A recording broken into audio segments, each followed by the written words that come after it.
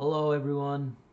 Um, I just found something pretty important that could tell like the direction that the market's gonna go. But the real reason I'm making this video is because I can use this to teach you a lot in one go. This might be pretty advanced, especially if you're just starting trading.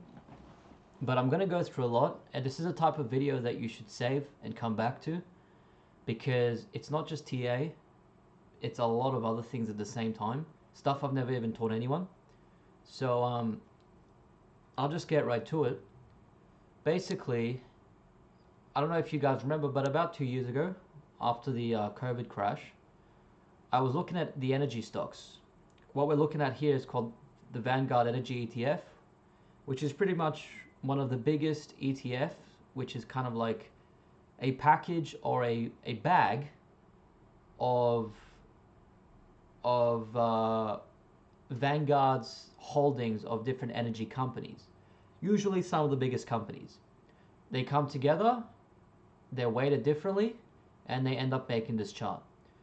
Anyway, so 2 years ago, I was like tweeting 2020, like energy is very cheap right now, natural gas and all the companies, blah, blah, blah, long. We were correct in saying that, and then it went up for about 3 years.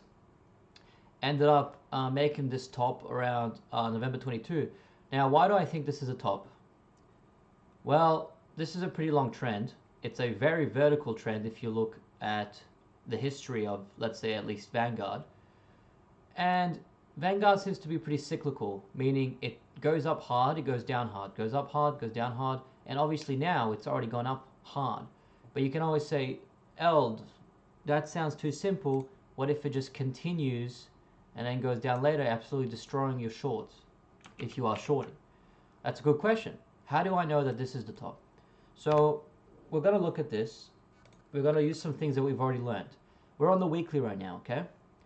If we open the weekly, we can see that from this high to this higher high is bearish divergence on the RSI, not on the MACD, but we are in bearish momentum.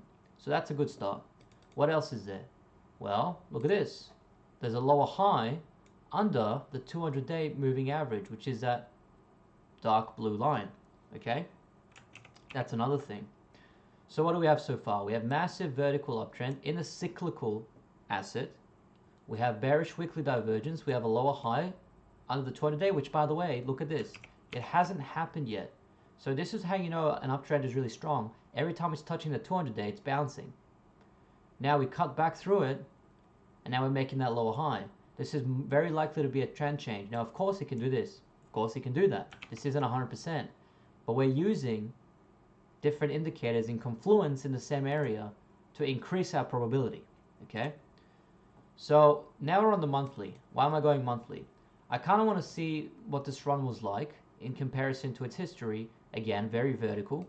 And if we go on the RSI, we can see again there is even monthly bearish divergence. Note that in the history of this asset, every time the monthly RSI has gone above overbought, which is above this line, and then made bearish divergence, it had a massive sell-off afterwards. In fact, most of the times, even just when the monthly RSI goes over the overbought without bearish divergence, it seems to have topped. Now we've made bearish divergence, and we've overbought. So we have 4 things so far. Now what can you do? Well, you can just short this. No financial advice. But this is an ETF. And ETFs seem to be made up of some good energy stocks, well this one, and some bad energy stocks. So what do? Well, I went to the Vanguard's energy ETF. So I wanted to see what's inside it.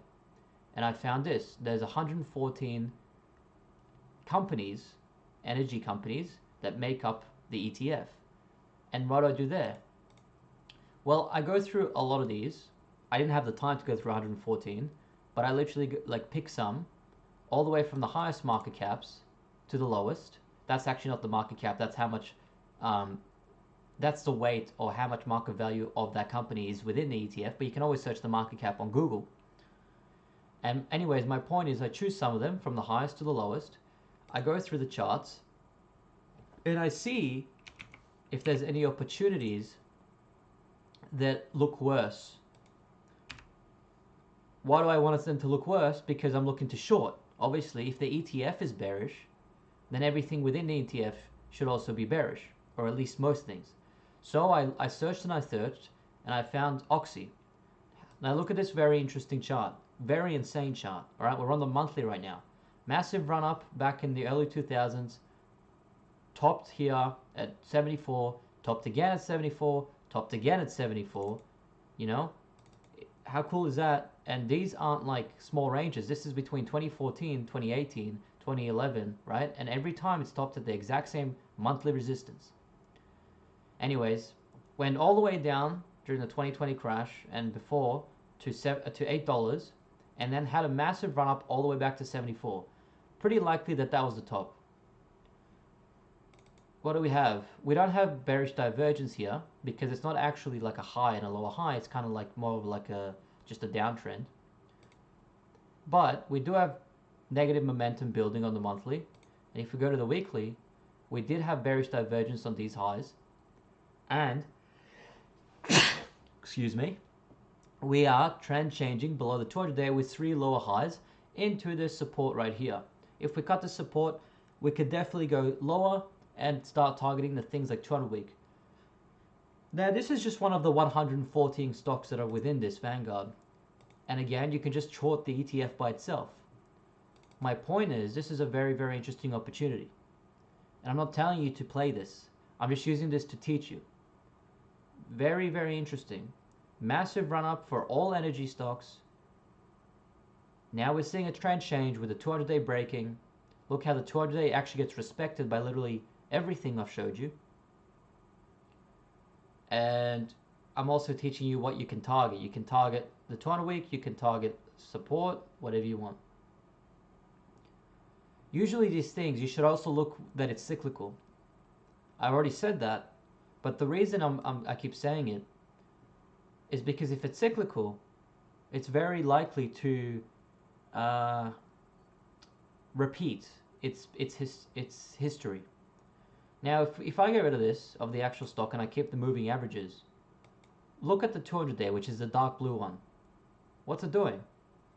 Is it not doing like exactly what it did every time it cycled like that? You know, it's not like it goes like this. It's very interesting how similarly it shoots up and then makes a very tiny top and then has a way down. So you can assume that if you're short something like this, it has a long way down to go. You need a lot of patience because something like this takes years. You know, could take like 700 days, 3 years, or 2 years, sorry, to completely bottom out. Anyways, I don't want to go too far into it. Basically, I'm just telling you about cycles. Notice when there's just been a big run, whether it's up or down. Notice when it's a whole sector. You can see when it's a whole sector by using the ETF or finding an ETF that includes most of the companies of the same sector, which happens to be energy. See if the sector is bearish, and then you can look at the individual stocks and find which one is the most bearish. Keep in mind, I didn't just know to go on Oxy. I found that Oxy was my favorite one after looking at like about 30 of these individually. So yeah, that's my lesson for today. I thought you guys should know this. Is really important stuff. Save this video and go back to it sometimes. Anyways, hope you're still alive, and I'll see you next time.